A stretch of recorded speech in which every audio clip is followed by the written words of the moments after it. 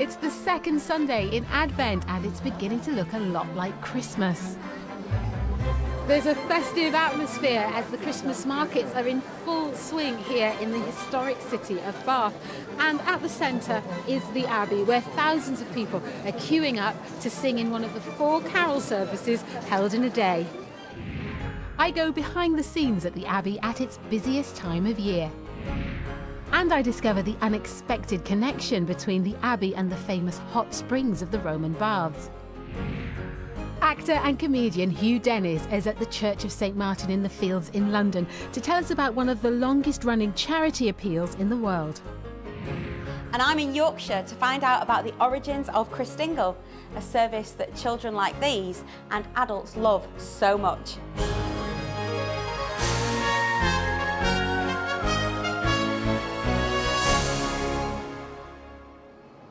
The expectation of Christmas is also celebrated in our music today, including Advent hymns from across the country. But we start right here in Bath Abbey, with a carol that was filmed here last Christmas Day.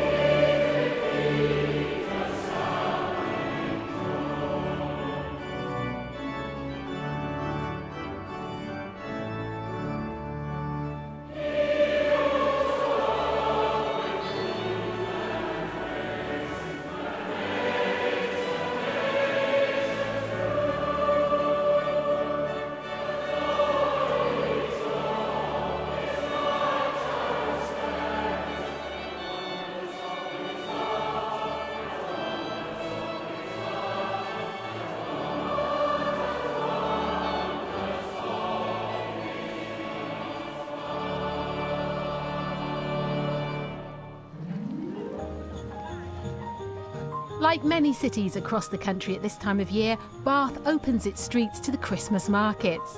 They nestle in the shadow of Bath Abbey, a site of Christian worship since the 7th century. The Abbey welcomes visitors all year round, and Christmas is one of the busiest times for staff here as they prepare for a range of festive events. John, how's your day going? Have you stopped yet? It was a very early start to the day. I was here opening up the Abbey, getting everything ready. We noticed that some of our theatre lights, the bulbs had gone, so we set up a huge scaffolding tower and sent up a crew of people to change those lights. Also got a huge Advent ring, which the flower ladies are currently decorating. It's a time of year where we are so busy that no one's allowed to take annual leave and no one's allowed to be sick. It's all hands to the deck. And today's going to be very busy. Today's extraordinarily busy, yeah. We have 4 shoppers' carol services on the hour. They last for 20 minutes. And the important thing is that once a service finishes, we have to get ready for the next upwards of 1,000 people coming in. So we have to get everything ready again. And what do you hope people experience whilst they're here? Well, I think they're obviously joining in with all the carols. There'll be a message, but I think you just come into this extraordinary building. It's majestic, it's splendid, it's built for the glory of God. So I just hope they come and experience something of hope and of peace that they can take away with them. The Abbey towers above the 170 stalls and is hoping to attract some of the many thousands of shoppers to its church services. They'll be welcomed by the Reverend Edward Mason and the team. Oh, Edward, you're really surrounded by the sights and sounds of the market here. What's it like being in the midst of all this? Oh, we love it, honestly. It's really great. We have the Christmas market stalls all around us. And people come from all over Britain to just be part of it, and we think that's really good. When people do come through your doors, what message do you want them to leave with? Well, importantly, I want them to know that Christmas is very significant in their lives all the year round. But weirdly, Christmas, of course, began by what Christians believe is God's addressing of a human situation, a real situation. We know Jesus came into a country that was in conflict, even in those days. He became a refugee. His family knew what it was like to be homeless. So you're hoping to connect people with the relevance of Christmas in their own lives, where they're at today? Yes, and one of the ways we do that, of course, is to remember that Bethlehem, for example, where Jesus was born, is a real place. You know, I think there are children who sometimes think that Bethlehem is a made-up place. Well, of course it's not. Christians believe that the gospel story was based on a reality, and I think we also want to share something of that. There are many different types of stalls surrounding the Abbey, and I found a little bit of Bethlehem here in Bath. It's a not-for-profit group supported by the Abbey and is run by a team that have travelled from Bethlehem itself. We're a fair trade organization that's trying to promote these products and help these small producers. Oh, it's lovely. That really is lovely. Yes. What's the story behind the people who've made these pieces? Bethlehem is the city where for hundreds of years they used to carve, and the main carving was nativity, of course. And the people who make them are very special. It's family, it's generations. It is by hand with love, with lots of care, and you can tell that every piece here is made different. And it's a life for them, it's making a living for them, and it's an opportunity to survive and provide for your families. And what does Bethlehem mean to you? It's my life. And where I live in the heart of Bethlehem, where I see culture from all over the world who come and appreciate visiting the place where Jesus is born, visiting the Bethlehem Star and making photographs and learning more about the people of Bethlehem. So Bethlehem, in my heart, it is the name that gives us hope.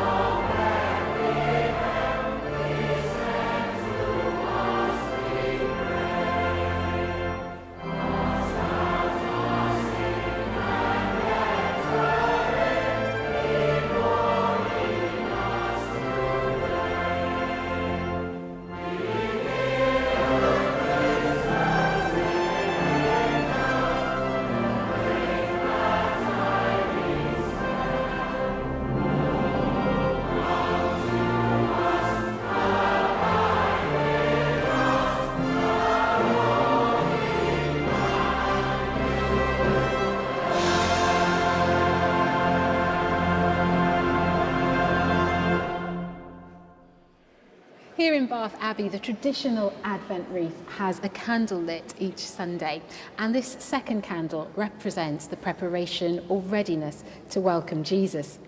Over the next few weeks, the Reverend Kate Botley will be looking at some other festive traditions, old and new, starting with the Christingle.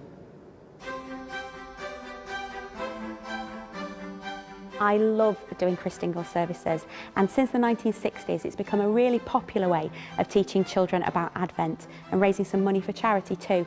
I've even been known to dress up as a Christingle. Wasn't my most flattering of outfits. But not many people realise that Christingle originated in the Moravian Church from Germany. Moravian missionaries were sent out to spread the gospel throughout the world, and in 1744 one group settled here, at Fulneck, near Leeds. I've come to see how children in the local school are preparing for Christingle.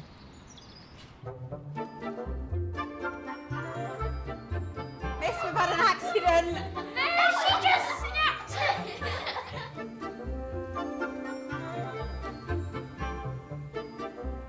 Look at your Christingles, are amazing! Tell me about your Christingle, Adam. Tell me about all the different parts and what they all mean. Well, the candle represents the light of the world, which is Jesus. Yeah. The sweets are the fruit of the earth and the gifts. The orange is the world. Yeah. The sticks are the 4 seasons and they're pointing to north, south, east and west. Mm-hmm. And tell me, what's this red bit for? That's the blood of Christ who shed it for us. I like it because it's festive and fun, and I really like singing. You like singing? It makes me feel happy for what he's done for us to be here. Children all over the world love the symbolism of the Christingle service, and today it's been adopted by churches of many denominations. I'm going after you. Most gracious Heavenly Father. But as Minister Bob Hopcroft explains, the Moravians have been doing it since the 18th century. We discovered that a German minister who served a congregation in Marienborn in Germany, on one Christmas Eve when they had their traditional children's service, he actually presented each of the children there with a small beeswax candle with a red ruff around its base. And he explained to them that, at Christmas time we celebrate the birth of the light of the world, and the candle represented the light of the world. I love Christingle. It's one of my favourite services of the year. What does it mean to you, Bob? I think for me, although as ministers we all go through this preparation time during the course of Advent, it really is, on Christingle service, when you see the light of the candle lighting up the children's faces, that's the magic of Christmas. That's really when Christmas starts for me.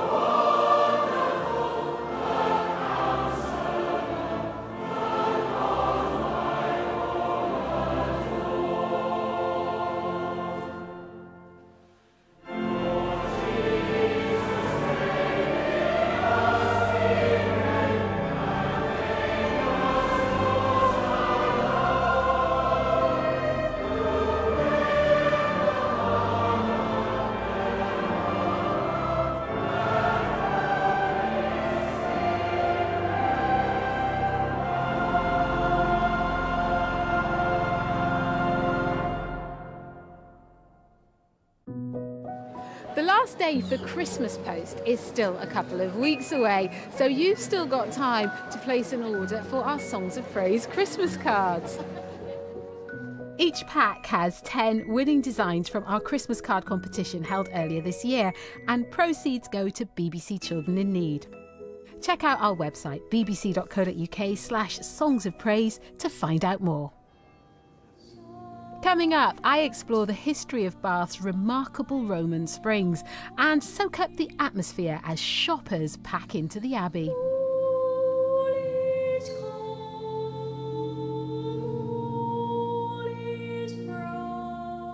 But first, it's to Hackney Empire for a beautiful rendition of When a Child is Born. A ray of hope flickers in the sky. A tiny star lights up way up high.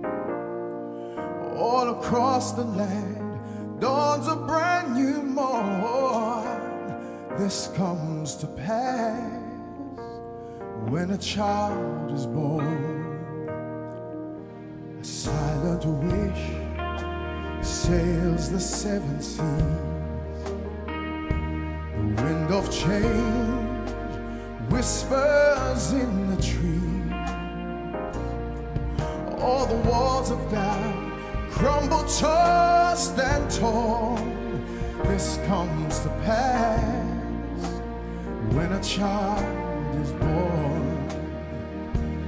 Rosy hue shadows all around.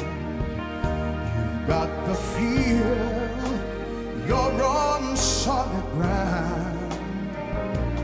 And for a spell or two, no one feels forlorn.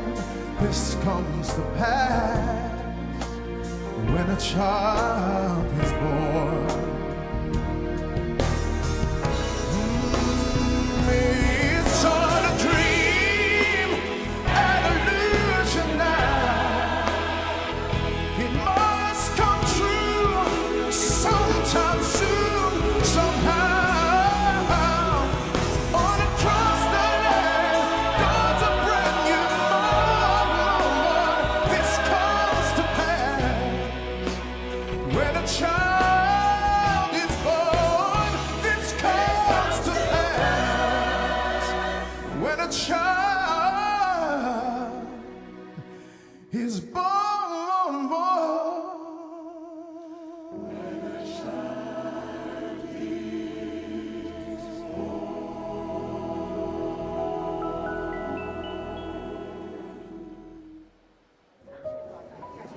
There are so many charities at this time of year raising money for all sorts of good causes.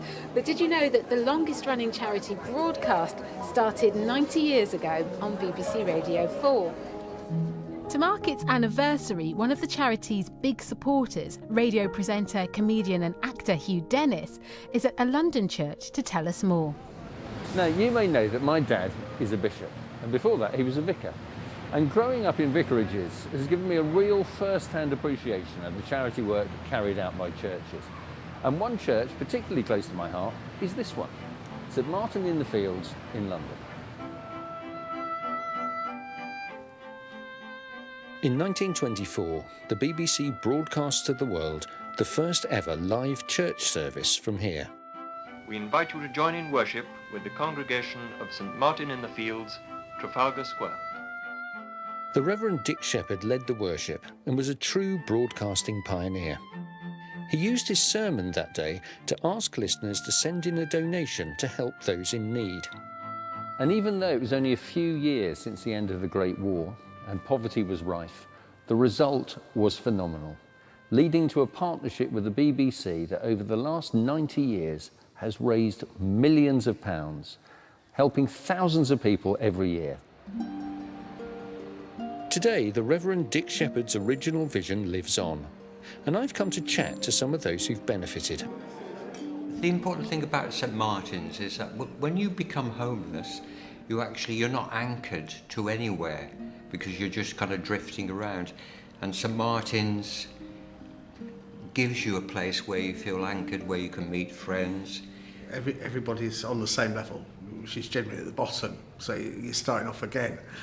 So all those normal social barriers you'll experience in society like thing, you end up talking to a whole variety of people who you wouldn't have talked to before.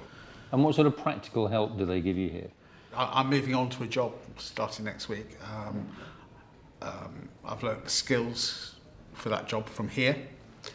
In fact, I found a completely new vocation in life, and I wouldn't have got that unless And what is your job?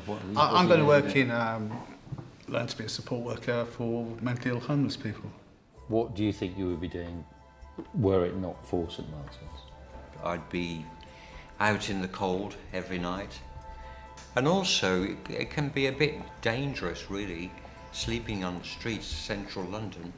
But if you come into a centre like this, you've got order, you've got your friends that you can mix with, and we've got great staff that provide all these facilities which can lead on to a new life. I think everybody here has benefited hugely from the connection. I mean, there's a little bit of debt of honour, which I don't think I'll ever be able to repay, really. I've seen firsthand how the work carried out by the St Martin in the Fields charity can transform lives. If you want to find out more about the appeal and how you can help, head to bbc.co.uk/Christmas Appeal.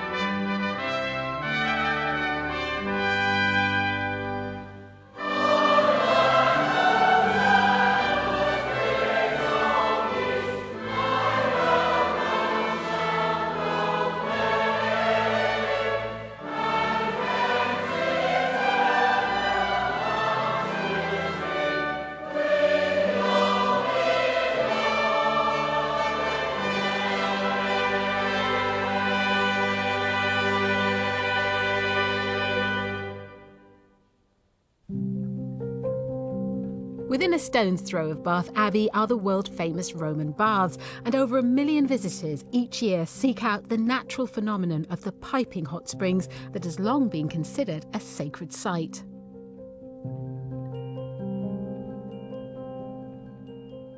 Stephen Bird is immersed in its history. Stephen, what a beautiful place to have to come to work. It's lovely, yes, and of course we're surrounded by in situ Roman remains. We're walking on Roman pavements. You can just imagine Romans walking around here, probably with fewer clothes on than we have now, ready to jump into this beautiful warm water to cure their ills, heal their aching limbs and freshen them up for the day. So tell me about the religious worship that used to happen here. Well, every Roman town had a bathhouse, but this one was special because we have the hot springs here. And there was a temple, and the temple was the place where people came to pay their respects to the patron deity of the hot springs, the Roman Minerva. And then they might come round to the baths to seek healing, for which they prayed at the temple site. Now, we can see the Abbey from where we are. What's the relationship between these two historic icons of Bath? The early Christians doubtless attracted by the presence of the hot water, perhaps its healing qualities, founded a monastery here in the 7th century, a convent of holy virgins it was called, and that seems to have taken stone from the collapsing Roman buildings to build into its new structure. So out of the ruins of the baths and temple grew a new Christian monument. And links between the Roman baths and the Abbey continue today. We've been working closely with the Abbey on seeing how we can make use of energy from the hot springs to heat our complex here and their complex as well. This water would fill your bath every 8 seconds, so it's flowing at a great rate. It comes up at 46 degrees Celsius, so there's a lot of energy in there to be tapped. You could boil a lot of kettles. You could boil a lot of kettles, yes indeed. By harnessing the ancient waters to heat the building, the Abbey hopes to give an even warmer welcome to its visitors. Not that the cold weather is deterring the shoppers here today.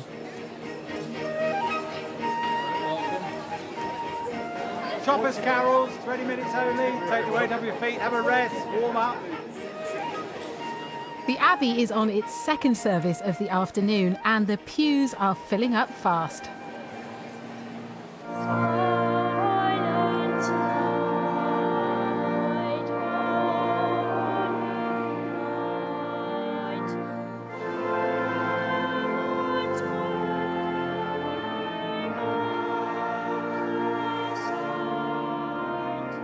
Some people came in and not knowing, what am I coming in for? The doors were open.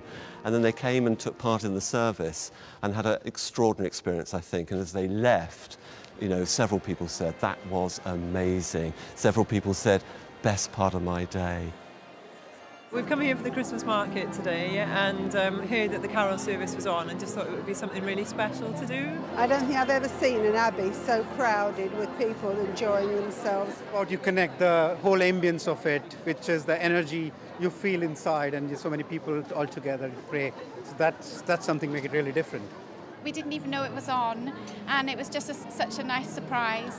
And the unity that we stood up and sang the Silent Night, that was amazing.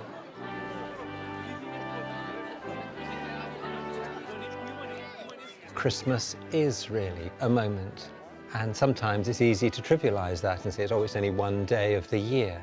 But Christians believe it's something, honestly, cosmic happened. And if we can in some way reflect the greatness of Christmas, but here in Bath in 20 minutes, well, I suppose we can only say that God's involved in it somehow.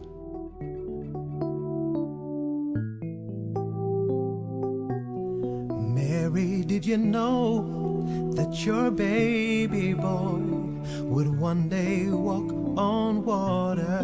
Mary, did you know that your baby boy would save our sons and daughters? Did you know that your baby boy has come to make you new? This child that you've delivered will soon deliver you. Mary, did you know that your baby boy will give sight to a blind man? Mary, did you know that your baby boy would calm a storm with his hand? Did you know that your baby boy has walked where angels trod? And when you kiss your little baby, you've kissed the face of God. Mary, did you know? Oh, Mary, did you know? Mary, did you know? Mary, did you know? Mary, did you know? The blind will see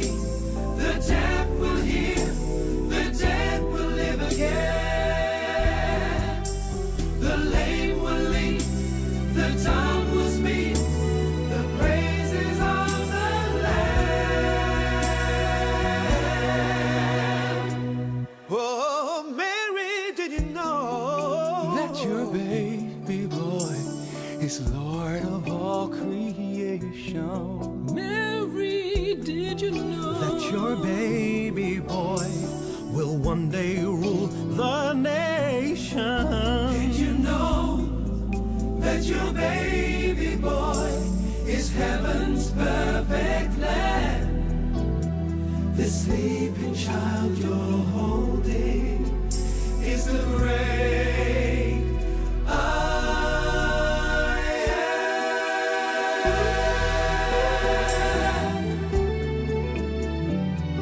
Is the great I am. Ooh, ooh, ooh. He is the King of Kings. He's the Lord of Lords. He's the Prince of Peace. He's the great I am.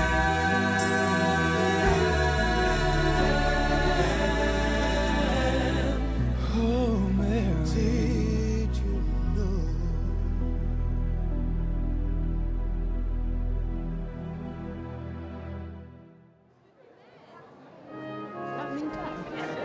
Well, I've thoroughly enjoyed the Christmas atmosphere and message here in Bath. Next week, the Reverend Kate Botley will be heading far north to Lapland for a Christmas experience with some very special families. We end with an Advent hymn that was written some 170 years ago, but has a message of peace that's just as relevant today. Thanks for watching. Bye for now.